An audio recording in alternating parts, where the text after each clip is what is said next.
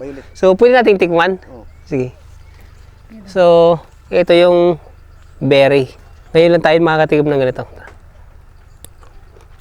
Grabing tamis. Bughaw na kalangitan at lunti ang mga halaman at nakakabit sa kalikasan ang kabuhayan ng mga mamamayan na dito ay naninirahan.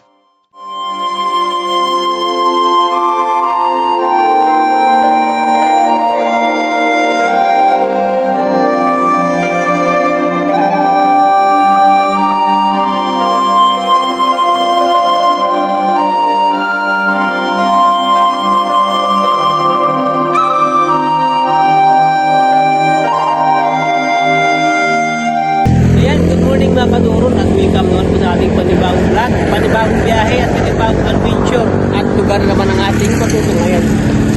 So nandito pala tayo ngayon sa Canangalite na kung saan napansin natin dito sa ating tabi itong malawak na plantasyon ng sugarcane o asukal na kung saan nandito yung kanilang milling dito sa Cananga. Dati nakikita natin sa sako na hisumko. Walang dati kung saan ito galing. Kung ngayon nakikita natin, ito yung hisumko. Yung pinagkakaroon ng mga sukal na malaki yung bahaging na ipupundar galing dito sa Ormoc City. So mula naman dito sa Canangalite, mula dito sa plantation ng hisumko, sugar milling, ay maglalakbay pa tayo ng 45 minutes papunta sa Kabintan kung saan ang ating unang pupuntahan sa araw na to. So tara, let's go!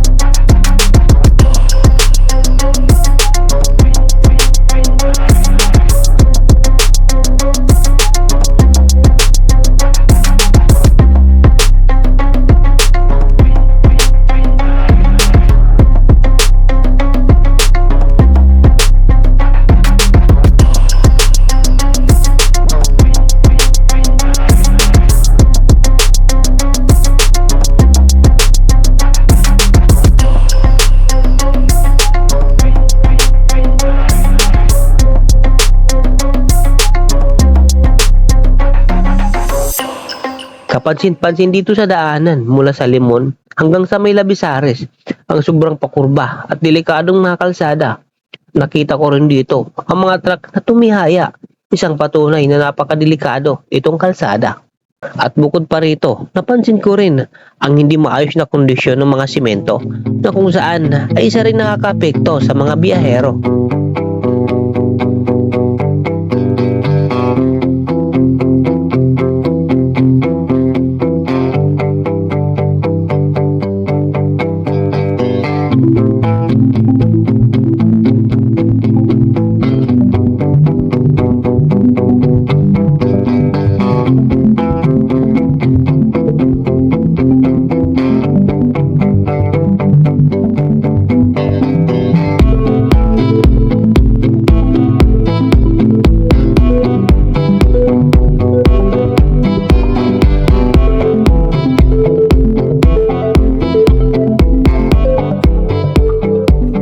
So ayan, at pagkaraan ng 2 oras na ating biyahe mula sa Alang-Alang Leyte ay touchdown tayo dito sa Ormoc, dito sa Barangay Kabintan kung saan ito yung pangunahin nating pakay sa araw na to.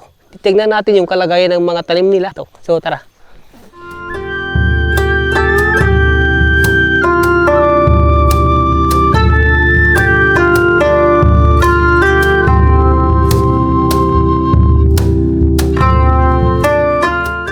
Akala ko nung una ay sa Baguio o sa hilagang bahagi lang ng Pilipinas mararanasan itong malamig na klima kahit sa kabila ng tirik na araw ng katanghaliang tapat.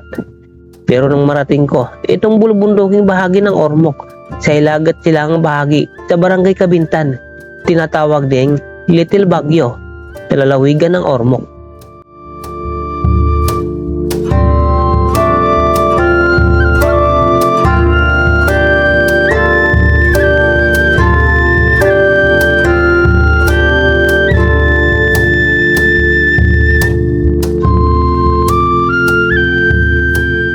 Ang Barangay Kabintan ay may taas na 900 metro above sea level. Kilala rin ito dahil sa malamig na klima at madalas na hamog tuwing umaga at gabi.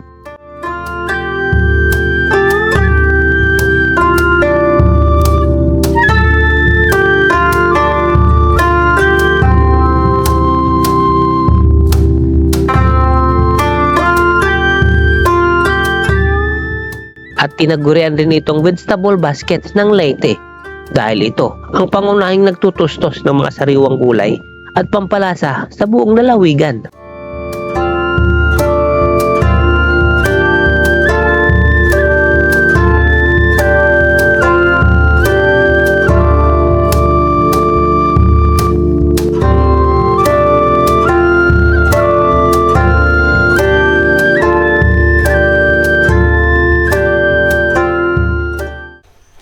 So ayan, at ilang minuto lang mula doon sa Kabintan na kung saan nandun yung mga gulay na pinanggalingan natin, ay nandito tayo sa Heaven's Peak. Ito yung kanilang parking area at doon naman yung main entrance. So tara, samahan niyo ako doon, tara.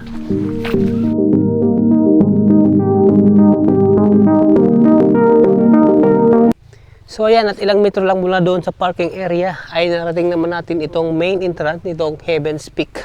So tara, pasok tayo. Mayroon tong entrance na 50 pesos per person. So, ma'am, good morning po. Morning. Gusto po namin ma-explore yung... Oh, duha lang. 100 lang. Okay. Suit lang, pala lang sa pathway. Okay. So, dito na yung kanilang main garden. So, tara. Ang Heaven's Peak ay isang sikat na botanical garden resort na may mahigit 50 uri ng bulaklak at mga natatanging mushroom house. Kuya, good morning. Pili mangutana. Unsay among mga klase-klase mga buwak sa Tagalog. Pwede mag-Tagalog. Anong klase mga bulaklak ang makikita natin dito sa loob? Rinja. Ay, renja. Tapos anong iba pa? Dahlia. Dahlia. Kani kuan, kani tapay-tapay sa manok. Silusias. Delicious. So, maliban. Okay. Kani siya kuan siya kani marigold. Ah, marigold. So, ito yung bulaklak na kung saan tinataboy niya yung mga insekto. Ya kani siya impatient ni. Impatient kanang yellow mo na dahlia. Ah, Kanang lindot kay buwak. okay. Sige, so doon lang kami diretso. Paikot lang. Okay, thank you. Kung magtatanim kayo ng mga gulay, ito dapat yung tinatanim sa gilid kasi tinataboy nito yung mga insekto na nakakasira sa mga pananim yung gulay. So ito naman, ito yung tinatawag na peace lily. So napakagandang tingnan, grabe. Dito lang ako nakakita ng ganitong mga bulaklak.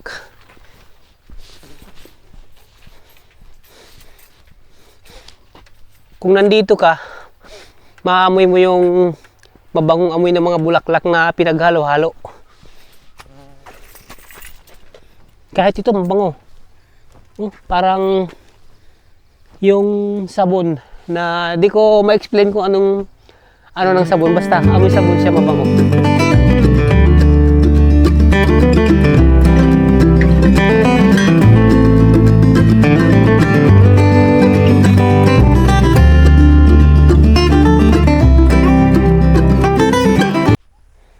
So, kung naalala niyo yung cartoon na Cinderella, ito na yun, yung kalabasa na naging karwahe. So, ito ginawa nilang totoong karwahe, yari sa bakal, at may kabayong lalaki. Sigurado ako lalaki to kasi ba yan, oh.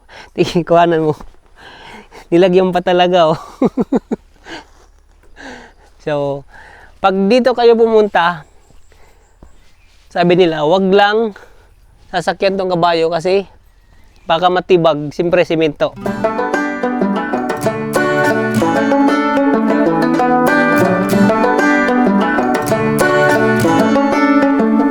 So, kung pupunta kayo dito, meron silang sinasabing garden rules.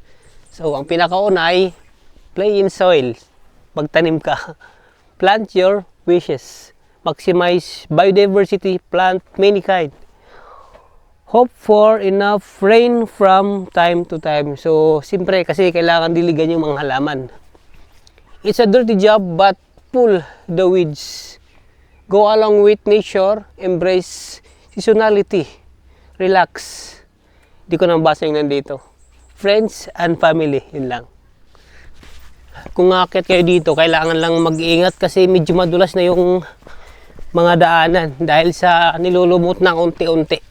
Maliban sa mga bulaklak ay makikita rin natin na meron silang tanim na dalandan. So yung iba nga mayroon ng hinog. Oh. Napakarami. Grabe. So dito mayroon naman silang sinatawag na St. Gabriel's Cabin. So di natin alam kung pwede diyang magstay or magpahinga. Ay, sabi kuya, anong tawag dito? Berry. Ah, ito yung... berry talaga. Hindi wild gano'n, hindi. Yung kinakain ito. Ang karang violet. So, pwede nating tikman? Sige. So, ito yung berry. Ngayon lang tayo makakatikim ng ganito. Grabing tamis. Sarap.